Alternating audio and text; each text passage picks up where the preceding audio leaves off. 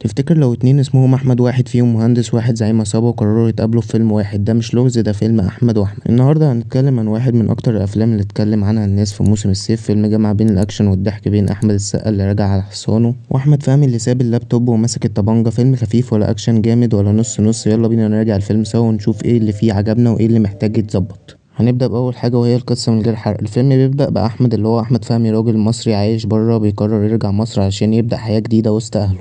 لكن بيحصل له صدمة لما يلاقي خاله اللي هو برضه اسمه أحمد، اللي هو بيقوم بدوره أحمد السقا، اتعرض لحادث غريب وفاقد الذاكرة تماما. بس الغريب مش كده، الغريب إن كل الناس اللي حواليه بتقول إن خاله ده مش راجل عادي، ده زعيم عصابة تقيل.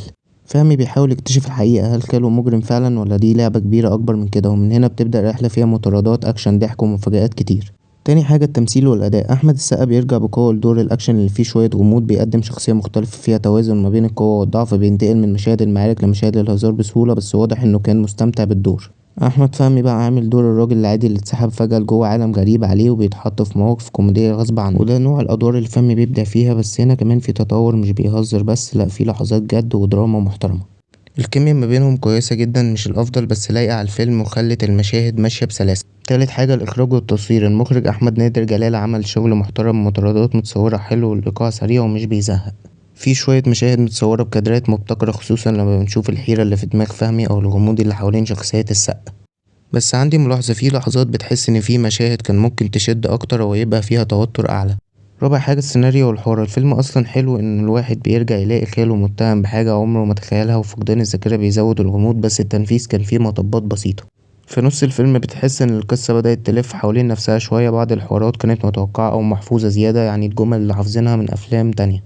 بس في مشاهد تانية كانت جامدة جدا، خصوصا اللي فيها تدخل بين الأكشن والهزار. خامس حاجة الأكشن والكوميديا. الأكشن معمول حلو، خصوصا مشهد البداية ومشهد الجراج، فعلا فيهم حركة وإخراج جامد. الكوميديا فهمي بيلمع جدا، والسقا كمان سايب مساحة للضحك، مش واخد الأمور بجدية طول الوقت. الكوميديا مش تهريج ومش قفشات، إنما مواقف غريبة بتحصل والتفاعل ما بينهم هو اللي بيضحك. الشخصيات التانية، غادة عبد الرازق بتظهر في دور مختلف ومفاجئ، ومخدتش مساحة كبيرة بس دورها مؤثر في الأحداث.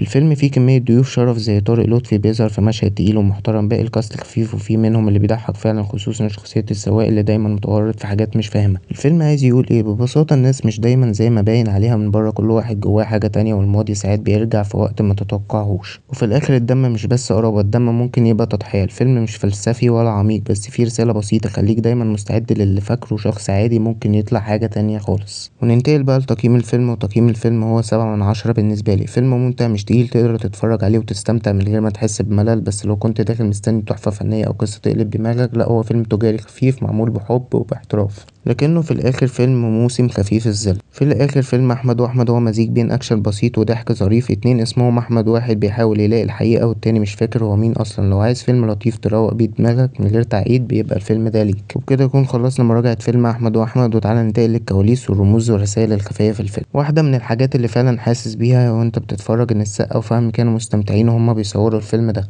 السقا نفسه قال في كذا لقاء انه كان حابب يرجع يشتغل مع مخرج بيحترمه، وفعلا ده باين في شغله، خصوصا مشاهد الاكشن اللي واضح انها فيها مجهود حقيقي مش تمثيل على السريع. اما احمد فهمي فباين انه اخد الدور على محمل الجد اكتر من افلامه الكوميديه التانية، وده واضح في بعض المشاهد اللي فيها توتر او لحظه جد مش متعودين نشوفها فيه. رموز ورسائل خفيه. في شويه رسائل كده مستخبيه في وسط القصه، فكره انك تكتشف ان اقرب الناس ليك كان له ماضي غامض بيفتح الباب لسؤال، ان هو احنا فعلا نعرف اللي حوالينا ولا بنعيش على الظاهر بس. وفي خط رفيع كده في الفيلم بيتكلم عن الثقة، انك تثق في حد حتى لو هو مش فاكر هو كان مين، وده ظهر قوي في تصرفات فهمي اتجاه خاله. كمان الفيلم بيلعب على فكرة الهوية، لما تفقد ذكرياتك هل كمان بتفقد نفسك ولا جواك حاجة أعمق من كده بترجع لك تلقائي. مقارنة بأفلامهم التانية. لو قارنا الفيلم بأفلام السقا القديمة زي الجزيرة أو هروب اضطراري، هنلاقي إن أحمد وأحمد أخف بكتير، بس في نفس الروح بتاعة الأكشن والتحدي. يعني تقدر تقول السقا هنا في نسخة أبسط، بس لسه بيعرف يشيل مشاهد أكشن حركة لوحده. وبالنسبة لأحمد فهمي، الفيلم ده خطوة مختلفة شوية عن الكويسين، أو ربما لأنه داخل في شراكة بطولة مش بس دور الكوميديان، وده بيحسب له. استقبال الجمهور للفيلم. الناس اللي دخلت الفيلم في السينمات اختلفوا شوية، في ناس خرجوا مبسوطين وقالوا اهو فيلم لذيذ نضحك شوية ونتفرج على أكشن،